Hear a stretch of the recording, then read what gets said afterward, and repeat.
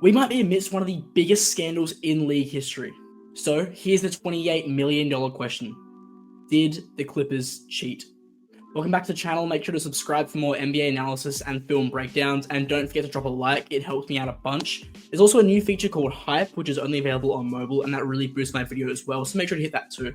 So what happened? Well, 24 hours ago, investigative journalist Pablo Torre went public on evidence of cap circumvention against the Los Angeles Clippers in their bid to secure Kawhi Leonard in 2019. Torre claims that Ballmer partially funded a now defunct tree planting Save the World company called Aspiration. That company then allegedly entered into a 4-year, $28 million brand promotion agreement with KL to Aspire LLC, a company owned by, you guessed it, Kawhi Leonard.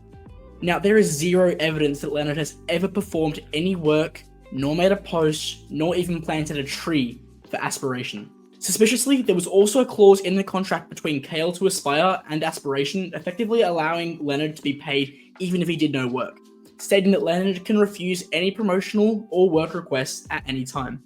What's especially odd to me is that Kawhi Leonard, a famously quiet and unmarketable player who doesn't post, doesn't speak to media, doesn't do much of anything publicly, was paid 4 times as much by Aspiration as every other celebrity that endorsed it combined. The people on that list? Names like Drake, Cindy Crawford, extremely marketable and arguably bigger names on a global scale. Another clause in the contract said that the deal would be voided if Leonard left the Clippers.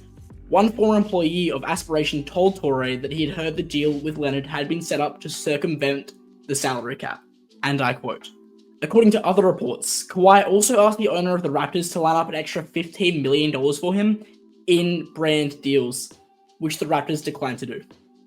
The Clippers have offered a statement denying the allegations, of course, and Mark Cuban, former Mavericks owner, came to Steve Ballmer's defense, effectively saying that he's not stupid enough to let this come to light. Well, I can't operate inside the mind of Steve Ballmer. The only thing I can operate within is the facts at hand, and the facts don't look very good for the Clippers. Look, I mean, there are some forms of tampering that I can somewhat accept, right? Hey, sign with us and we'll give your uncle, your dad, your nephew a job. That kind of thing is more commonplace than people realize. However, once tampering comes in the form of money and transactions, that's when it becomes a major issue. This is not baseball.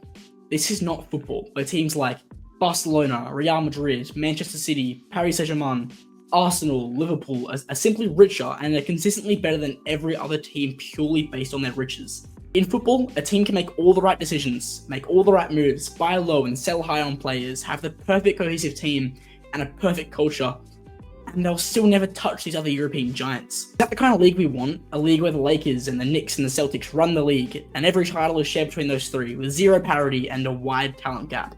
A league where no matter how well run your organization is, no matter how well you manage your assets, no matter how smart your front office is, and how bought in the players are, you never really have a chance to win anything of note.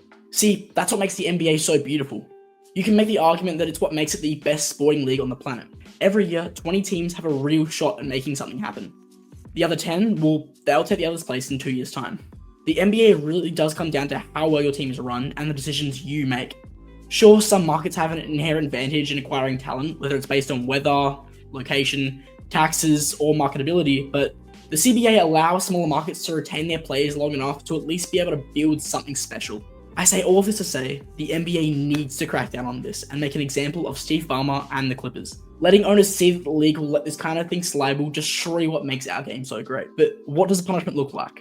Well, the only case in NBA history where a team has been charged and found guilty for cap circumvention was in 1999 with the Minnesota Timberwolves. The Timberwolves attempted and were successful in courting former first overall pick Joe Smith. They agreed with Smith and his representation that they would sign 3 one-year deals worth around $1 million, so that in 2002, the Timberwolves could sign Smith to a maximum contract with his bird rights. This was well below market value for Smith, who had just turned down an $80 million contract with the Warriors. Their punishment? $3.5 million, 5 first-round picks deducted, Smith's contract voided, and the team owner and GM were suspended. This ultimately spelt the end of the Kevin Garnett era. Now, according to the CBA, if found guilty, the Clippers will get off much, much lighter. They'll only be charged 1 first-round pick, $4.5 million, and have the contract voided. Of course, the pick penalty will hurt, but what I want to focus on is the contract being voided. Kawhi Leonard had already completed his initial contract and spent 5 years with the Clippers now, and his prime is well in the rearview mirror. The Raptors already lost Kawhi Leonard, and their legitimate opportunity to go on a run of championships, or at least to contend for them, with a squad filled with all-stars like Pascal Siakam, Kyle Lowry, Fred VanVleet, Norman Powell is an all-star caliber player. They had a really deep and talented squad, right? And I'm not even naming all of them, right? They had a very deep and talented squad, and they could have legitimately contended for the next 4 to 5 years. The Lakers, the other major team in the running for Leonard, already missed their chance at the big three of LeBron, Anthony Davis, and Leonard. The damage is already done, and history has already been drastically altered. Teams have been cheated out of championship banners. Why? Because, quite simply, they didn't have one of the richest people on the planet as their owner. That isn't fair, and it's on the NBA to put down the hammer and make an example out of Steve Ballmer. If I were Adam Silver, I'd force him to sell the team, and force him to send first-round picks the way of the Toronto Raptors.